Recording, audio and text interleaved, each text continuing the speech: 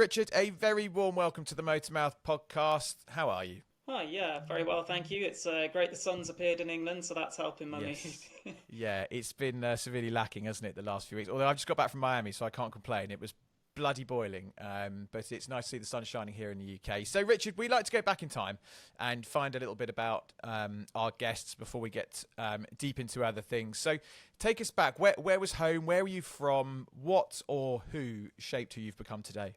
Yeah, so I grew up in the Midlands, near to Birmingham, second city in the UK, sort of between Birmingham and Warwick, which was nice, bit of a mix of town and countryside. Who and what shaped me into who I am today? Oh, well, that's a question. I mean, one good thing is that is in the middle of where all the racing is in the UK. So I was near to a lot of kart tracks. The F1 teams are based relatively nearby. I wasn't that far from Silverstone, so I think that was probably all helpful for what I've ended up doing. So was that the catalyst, you think, for the interest in motorsport? Was the sort of geographical closeness to a lot of the UK's motorsport ecosystem? I think it definitely helped. What actually got me into racing was that, I mean, I think a lot like many people, my dad was heavily into motorsport. He watched Formula One avidly. He also used to mechanic for my godfather, who drove single seaters in the 1980s. Not at an elite level, but he did drive against people like Mansell and, Oh, and so on wow. as they were coming up through British motorsport. So as a little toddler, I remember having the racing on the TV and pushing toy cars around the floor. And when I was a little bit older, hearing some of the stories from my godfather and things. And yeah, that definitely inspired me on. And actually, a nice little story related to that. Last year, when I won my series in Europe, I got given a watch for winning it. And I'd also won one the previous year, and so I gave one of those to my godfather, saying that without him and his stories and his inspiration, I'd never have ended up driving. So a little bit where I was helped, but also the people around me who sort of encouraged it all and exposed me to motorsport when I was very young. So, as you've alluded to there, you've got your own racing career. So, where are you in that stage of things, and where did that start? Did you start in the traditional sort of karting arena and then work your way up from there? Yeah, so I think actually, I mean, having said what I just said, and they have been enormously supportive, but I'm not sure my family desperately wanted me to get into Yeah. racing initially. I think they Well, they saw loved the it. dollar signs, didn't they? So, I, yeah. I, I think they were very aware of how expensive this could get. But I'd grown up watching Formula One and desperately wanting to drive. And actually, my first chance driving was a friend having a birthday party and just some rental indoor karts. And I went along to that. And I enjoyed it. I got way over competitive. I enjoyed it a lot. It was great fun. I came home and I said to my dad, like, I really want to go racing. And he took a little bit of persuading, but then he did take me back to practice some more. And about a year later, got me a kart and I started racing at the local kart circuit.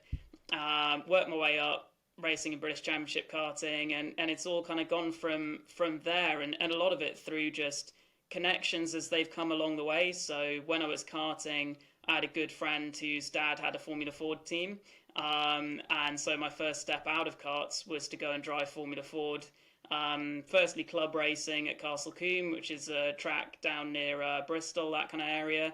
And amazing. If you're in the UK and you want to watch some club racing, go to Castle Combe. They get huge crowds. The atmosphere is phenomenal. And honestly, I felt like a superstar driving there in my first year of single seaters of car racing. Had a great time. It did go very well. I was on pole for my first race. I won on my third start. Had a really successful season.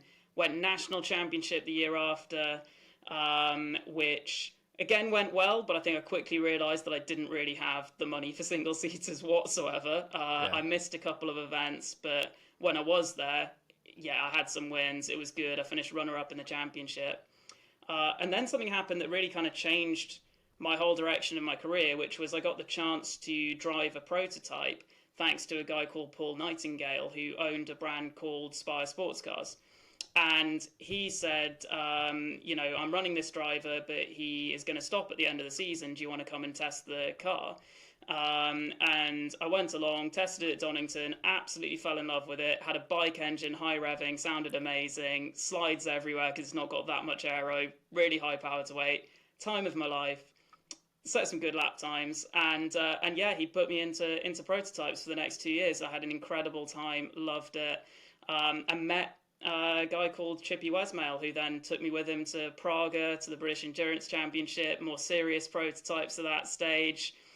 Again, not a bad word to say about driving that car. We won some races, and that took me to Revolution, which is the most recent thing I've done, which is a prototype developed by Phil Abbott, who created the Radical. And it's a carbon fiber, high downforce prototype, over 500 horsepower, supercharged V6 engine, sounds incredible. And I've raced that around Europe the last 2 years. And last year I won a series called the European Sports Prototype Cup. And that was just incredible to collect that at, we raced at places like Spa and Le Mans and Zandvoort, Barcelona, loads of different tracks. And yeah, to finish the championship up at Le Mans and win the series was, you know, an absolute dream. So that's kind of the most recent racing I've done. And then at time of recording, I'm about to put my helmet in my race bag to go to a circuit to do something super exciting, but it's not been announced yet. So maybe by the time this comes out, you'll see what I'm literally about to do. But yeah, kind of seeing where I go next and having some different experiences this year, trying to get some backing to keep moving forward. Excellent. You mentioned there you've raced on some iconic circuits. I mean, Spa being one of them. What's it like for, you know, fans like me who don't get the opportunity to live out their dream in a racing car? What's it like going through Eau Rouge at pace? Is it really fun? Is it like a roller coaster? Or is it simply terrifying? It's incredible. So there are two tracks that I particularly, well, three. Okay, I've got to give them all a shout out because they're all quite similar. So something that makes racing super exciting is when you have that change in level in a track. You've got a steep hill, a steep dip, a blind corner. It is, you know, obviously a bit a heart in mouth the first time you do it because nothing can ever quite prepare you for it. Like when you say doing Eau Rouge, you can drive it in a simulator and it will tell you, you know, what line you should be taking, all that kind of thing. But nothing can prepare you for the first time that you are driving foot to the floor, flat out, going into the bottom of Eau Rouge, and just, you know, everything, all the preparation you've done tells you that you can take this corner essentially flat, and looking at it, it seems impossible when you're at the bottom, and you need to just take the leap of faith that, yeah, I'm going to do it, and then you come out the other side and you go, oh, I could have done that quicker. Yeah. And then you get to the next lap and you go again. And so Spa has those corners, Portimao has loads of them, and I love that place. And Zandvoort is probably my favourite track because I have the best memories there. It has those incredible bank corners. That feels like a proper roller coaster when you go on it the first time. And I remember just doing the track walk, and it's a bit different when you know you're going to drive it the next day. And I was looking at it going, this is madness. Like, what have I signed up to do? Nothing here is flat or straight or, you know. But yeah, when you get into the rhythm and you kind of, you know the track and you kind of expect all those little bumps and rubs and nudges, then it's so satisfying when, you know, you get into the rhythm and the flow with it. And I think that's also impossible to replicate just by watching the laps or doing a sim or something. It's the way that all of your kind of senses, you know, are involved in driving it, and yeah, the sense of just accomplishment when you do keep it flat through that corner and it does work. You know, it's unmatched really. But yeah, it's that's why we go racing. It's such a great feeling. Yeah, absolutely. Now, one of the things that people will know you very well from is Racing Pride. At what point did Racing Pride come into your mind as an idea? Where was that idea formed? And just take us through your journey in terms of coming out in the community in motorsport, and how was that received at the time? Yeah, so I actually kind of had an initial little go at coming out in motorsport quite early on when I was still in karting, but only to a very few people and very quietly.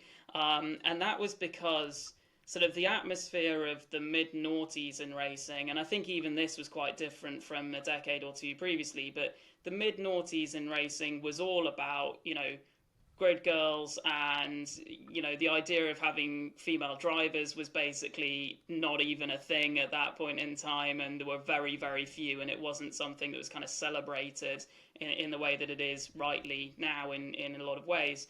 And the perception of who a racing driver was they were going to be a really macho man, and that was the kind of culture. And when I was in karting, I did worry about that, but also I was doing it a lot of weekends in the year, and I was with my friends, and I wanted to talk to them. So I told 2 or 3 people probably at that stage, and they were friends, so that was good. But when there was an incident where some people who weren't my friends found out and bullied me about it basically, and so from that point, when I was that must have been when I was about 13, 14, I then didn't tell people in motorsport. I didn't want any more kind of bullying about it or anything like that. So I carried on, and outside in the rest of my life, I started being more out. I started having boyfriends. I was telling my friends about it, all that kind of thing, but I kept it separate from motorsport. And then it was in 2018 when I was racing in Formula Ford. I was in the national championship. I was having some good success. And again, racing felt like it was becoming a big part of my life. I was starting to find it harder and harder to separate out my 2 worlds, and to sort of, go to the track and see other drivers with their partners and feel like I couldn't bring mine, and I couldn't be together with mine, and I couldn't talk about, my home life with people in general. And that was tricky, and I wanted to change that. But also I started to think about, well, why is this? Why do I feel this way about this one particular bit of my life? It's not that I'm scared to be out in other contexts. And part of it, honestly, was because I was worried it might affect my career in the sport. If I'm not the person people expect me to be, will they want me? Will they want me to drive the car? Will they sponsor me? Will mechanics treat me differently? There was a fear there. And I think that was coupled with a sense of maybe being the only one, a sense of isolation, because I didn't know other LGBTQ plus drivers or anyone involved in the sport really, and there weren't the role models, and it just wasn't talked about as a topic.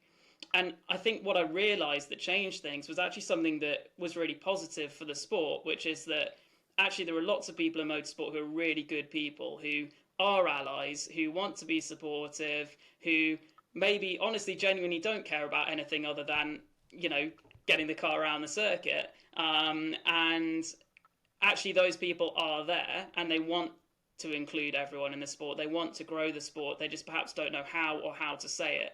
And I also realized that there must be other LGBTQ plus people in the sport. I just don't know them. And so the purpose of Racing Pride really was to help on both of those fronts. So Racing Pride has sort of 3 core aspects to it. One is the visibility, and that means the visibility of LGBTQ plus people, drivers, mechanics, engineers, volunteers, marshals, officials, media, all of that, but also visibility of allies. So people can go, yeah, I support Racing Pride, and people go, oh, great, because, actually that helps me to come out to you. There's an aspect of community, and that's why we have Racing Pride membership now, as well as all our social channels and things, trying to bring people with us. And then education, because I think, it's great for people to want to support LGBTQ plus people, but sometimes they might be afraid that they don't know the language, or they don't know what to do or how to help or what to say. And that's true of teams and championships and series as well, that they perhaps just don't know what the barriers have been or how best to help. So Racing Pride does a lot of work behind the scenes with our partners, with Motorsport UK and governing bodies, and with championships and series that want to talk to us, to try to actually shape things to make a positive environment for LGBTQ plus people. Yeah, and it seems like it's being well received from the outside looking in and watching Racing Pride grow. I mean, one of my other lives is managing content creators, and we've got Jordan Rand on that ambassador list on our talent books, who's one of your ambassadors, and we do a lot of work with people like Christian Hugill, Matt Bishop. So you've got some really big names there, and it feels like Racing Pride is really starting to get traction in more mainstream areas. And you've done some work with some F1 teams, haven't you? So the actual F1 paddock seems to be embracing what you're doing and trying to help spread the word. Yeah, so we have an incredible group of ambassadors, and we've had a lot of support from some really visible people in the sport. And I mean, you've just mentioned some of them, and we have ambassadors not just in the UK, but in Europe, in North America, even in Australia, who are people who want to, put their voices into this. And we do have, some really vocal straight allies as well. Crofty, who does the Sky Sports F1 commentary, has been fantastic at supporting Racing Pride and using his platform. And as you say, we've been really lucky to have partnerships with a number now of the Formula One teams. And it's interesting because we sort of started with a small group of us and our close contacts and the series that we were racing in. And it was, from its concept, not something that was kind of created by a governing body. It wasn't, here's a pot of funding, here's some leverage, and teams have to get on board with this. It was far more organic than that. And then we had this huge shift in 2021 when we had our first Formula One partnership.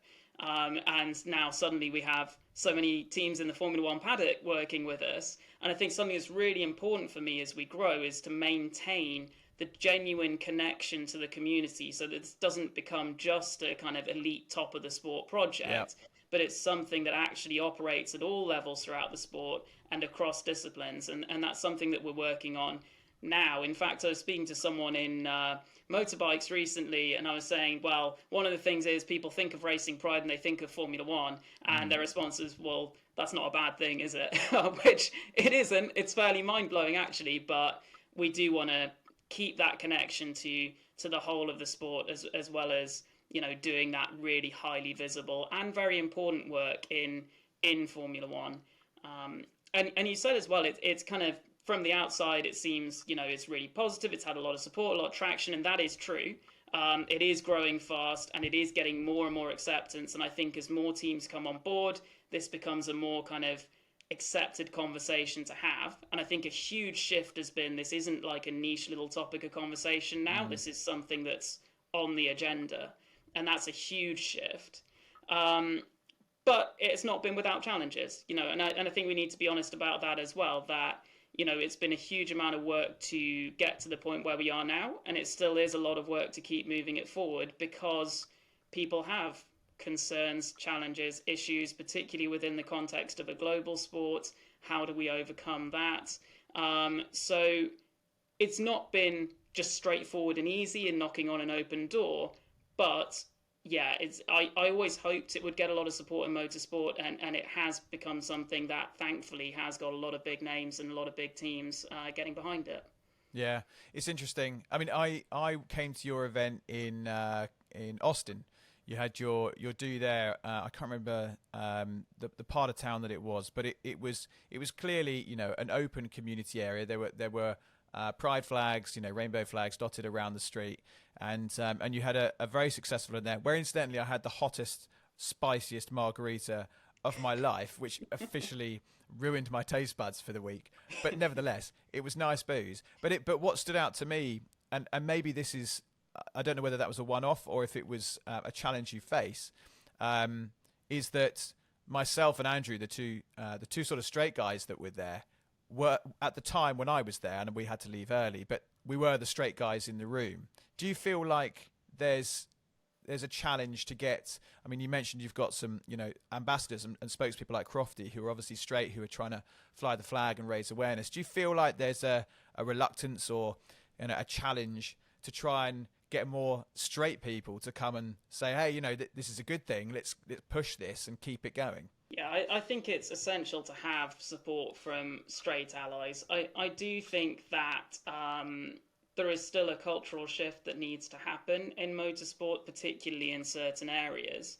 And I mean, we've worked with a lot of companies, and I've done workshops in a lot of places now, and I have had, and I won't say where it was, but I have had someone who was working in a production role who said to me, I want to support Racing Pride, I want to have like the badges you're giving out on my stuff at work today, but the guys will rip me for it, is what he said.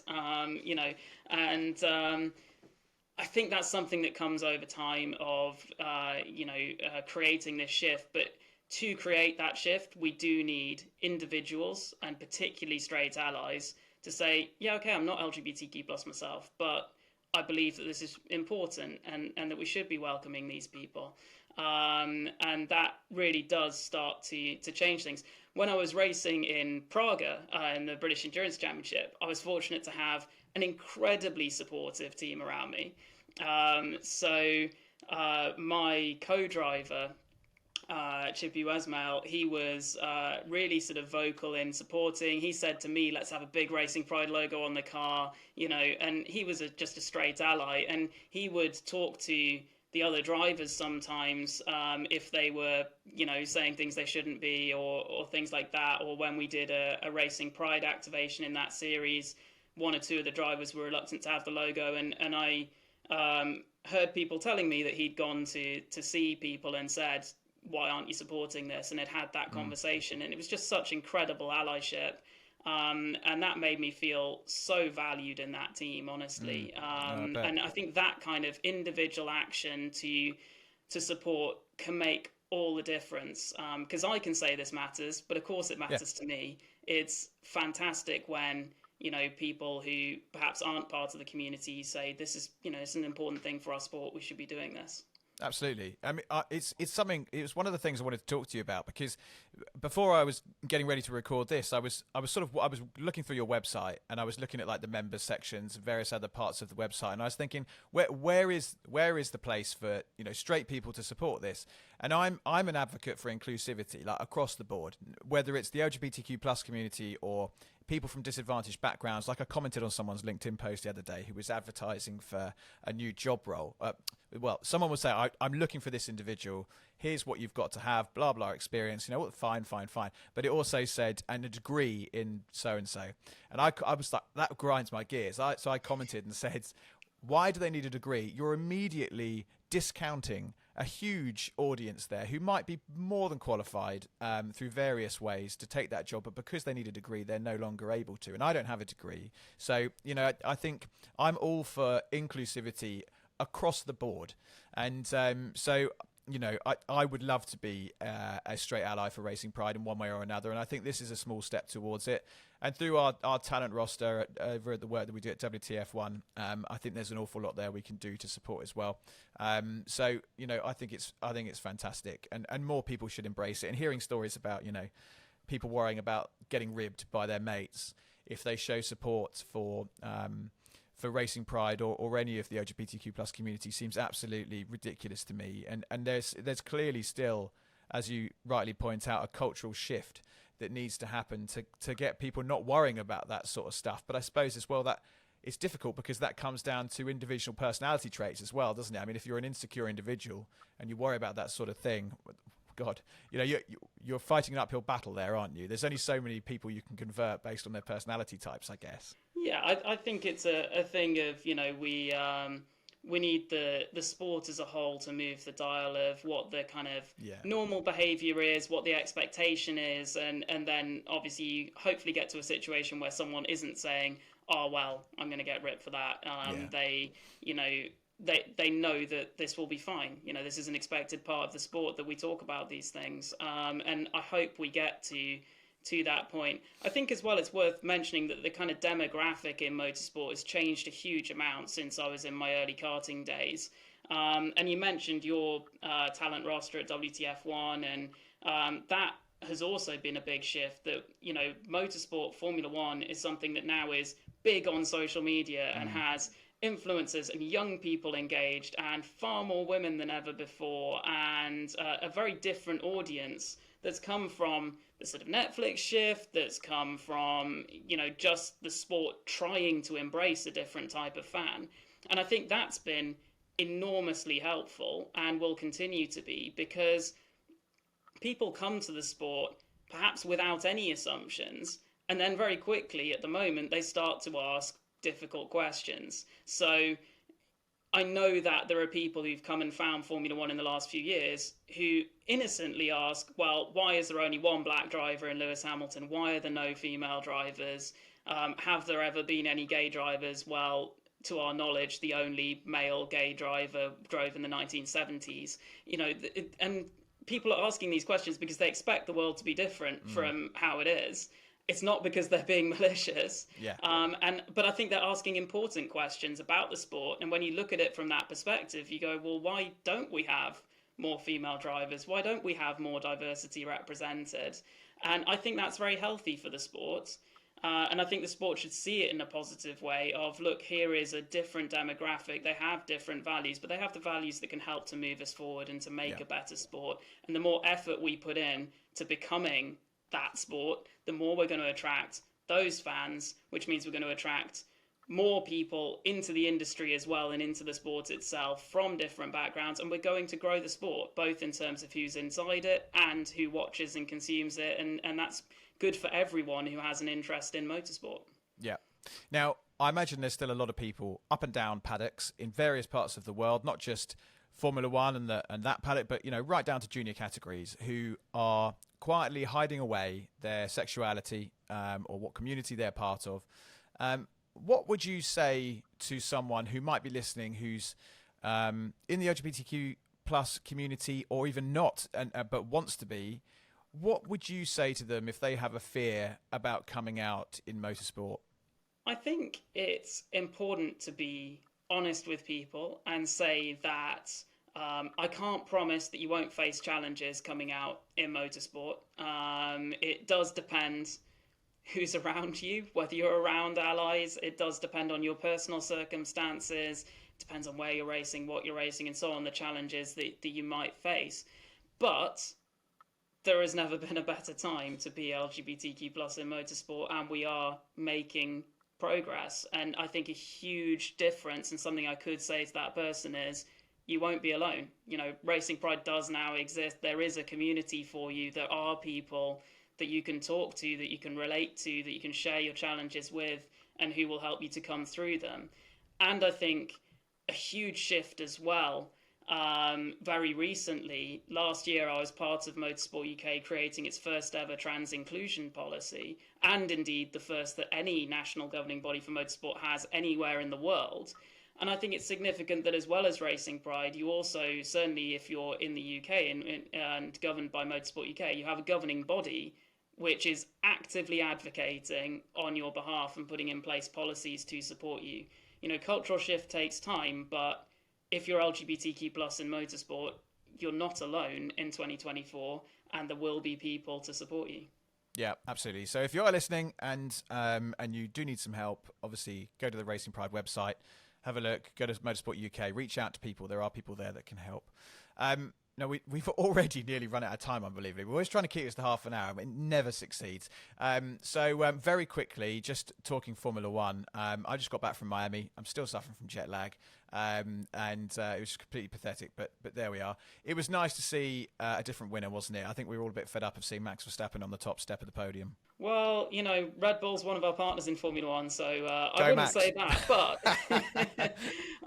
But no, it's great to see Lando win. I think it's long overdue for Lando to get a win. It's great for the championship as well. So yeah, brilliant for the sport. And I was one of the people who was happy to see Lando get his first win. Yeah, no, very pleased. Any hot takes for the rest of this year? Do you think it's going to be a Red Bull procession, or do you think there's going to be a few surprises?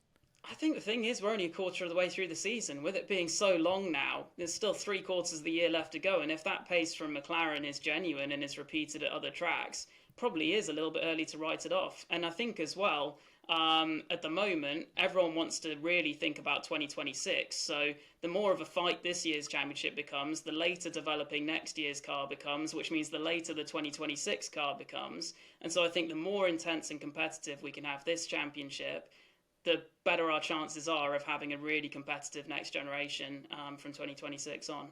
Yeah, very excited for those 2026 regulation changes. It's going to be very interesting. Now, Richard, we've got our final three that we ask everybody. I'll fire them at you. They throw up a myriad of different answers. And this first one can be motorsport related, or it could be something completely unrelated to motorsport. It's totally up to you. What's got you excited at the moment? I am excited by the thing I can't tell you I'm about to do in terms of my driving. So if people watch my social media in the next week or so, they will see what I'm excited about. Very exciting. We look forward to keeping an eye on that. What's one lesson your job has taught you that you think everybody should learn at some point in their life? I think, and it will sound cliche, but I'll explain it. You've got to really live in the moment. I think so. The best driving is where you're in the flow in the moment, but also people come into motorsport with a pre-scripted kind of career of I've got to do this series, then that series, then take this opportunity. And actually, life isn't like that, and you get a lot better opportunities if you're open to taking those different paths. Like I said, moving from Formula Ford to prototypes, I wouldn't have planned that, but it turned out to be an amazing thing that I was able to do. So I think living in the moment and being open to stuff, and I think as well appreciating that you're not always having to build towards something. I think there's a tendency in racing to go, I'm preparing for next season, or I'm working towards this goal or whatever. Also enjoy where you are now. And that's something that you mentioned, Jordan Rand. She's been really encouraging me to do. We were at the Mercedes F1 factory, and she said to me, like, Richard, we're at Mercedes, enjoy it. Because otherwise you're always thinking, what's the next thing? And sometimes what you've got now is pretty awesome. So don't forget to live in the moment as well. Couldn't agree more. Jordan's social media, by the way, is absolutely blowing up. She's going up by tens of thousands of followers a month. It's absolutely insane. It's because she's got an energy everyone needs. Yeah, she's just full of beans. Talking of living in the moment, there was something I saw on social media this morning that drove me mental. So there was, I won't mention who it is, but there was a content creator that was in Miami on turn one in what looked like some sort of hospitality unit, so good access. And she had the race had started, gone off the grid. She had her back to the cars, so she was looking away from the cars with her phone held up, looking at the cars, streaming herself, looking away from the cars so that she could show the camera what was going on track. I just thought, like, get out. Like, what an awful way to be that content's come this far, that on the first corner of the most iconic form of motorsport we have, you're not even watching the cars because you're so focused on social media. I thought you couldn't be not living in the moment anymore. Stuff like that drives me absolutely bananas, especially when there's creators desperate to get to a Formula One race to see it for themselves. But there you go, each their own. Final one for you, Richard. What's one thing that nobody really knows about you? Well, obviously some people know this, but very few.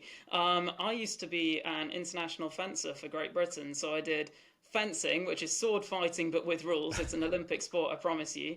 And I did that internationally for Britain before I started racing in Formula Ford. Amazing. I love stuff like that. It's amazing how many talented people there are out there that have got secret things squirreled away, like, being like an international best-selling artist, or in your case, an international fencing champ. That's amazing. I love that. Well, Richard, it's been a great pleasure having you on the show. It's brilliant to hear how well Racing Pride's doing. I'm sure I'll speak to you soon anyway, because there's various things we'll hopefully collaborate on in the future. But for now, thank you so much for joining us on the show. Yeah, thank you for having me, and thanks for all of your support.